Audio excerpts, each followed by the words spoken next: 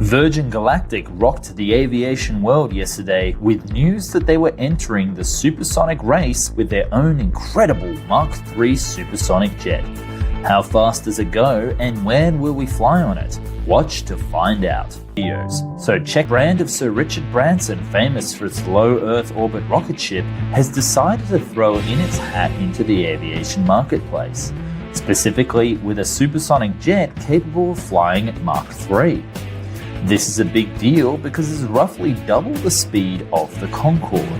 The company has only finished a mission concept review with NASA, but is confident to move forward to further development. Speaking to the press, Chief Space Officer George Whitesides at Virgin Galactic said, "We are excited to complete the mission concept review and unveil this initial design concept of a high-speed aircraft, which we envision as blending safe and reliable commercial travel with an unrivaled customer experience.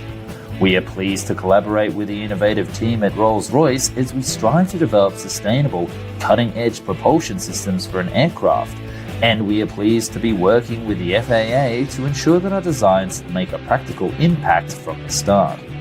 We have made great progress so far, and we look forward to opening up a new frontier in high-speed travel." And high-speed travel is something that should be sought after.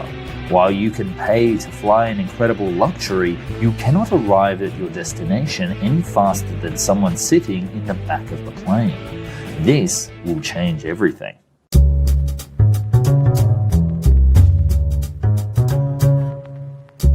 Let's discuss what it will be like on board this new Virgin Galactic aircraft. According to the airframe maker, the cabin will seat 9 to 19 passengers depending on how much luxury the aircraft is fitted with. There will be enough room for 9 lie-flat beds, or the equivalent of a Singapore Airbus A380 first-class cabin in the low-density configuration, or 19 seats if the operator wants to fly it in a high-density configuration. Before you lambast the designers for not including lie-flat seats on board the high-density configuration, remember that passengers on board won't need to sleep when they fly to their destination at Mach 3. And what do we mean by Mach 3? Well, Mach 3 is the equivalent of 3,700 kilometers per hour or 2,300 miles per hour. In real terms, if you are flying from London from New York, which is 5,500 kilometers or 3,500 miles, it would take approximately 7 hours and 50 minutes on a standard subsonic aircraft, 2 hours and 52 minutes is the record time of the Concorde, or Virgin Galactic's new offering can fly that distance in 1 hour and 30 minutes. This is twice the speed of the Concorde. Once you understand how fast this aircraft is, it becomes no contest for anything else on the market. While researching for this video, this author also tested some other destinations with staggering eye-water results.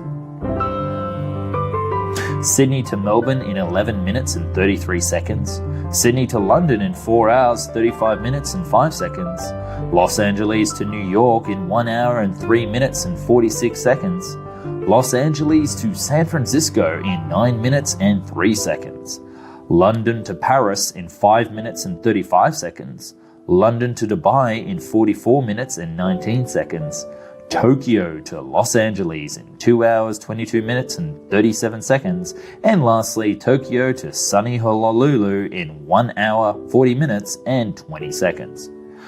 There are plenty of issues with the above numbers, such as takeoff and landings, range, and sonic boom restrictions, but it does give you a great perspective. The aircraft will be flying so fast that it will need to fly at 60,000 feet to avoid other aircraft. But the team at Virgin Galactic plan to have it land at normal airports and use the same infrastructure, such as airport gates. From here, Virgin Galactic will progress to the next phase of design, consisting of defining specific system architectures and configurations, and determining which materials to use in the design and manufacturing of the aircraft.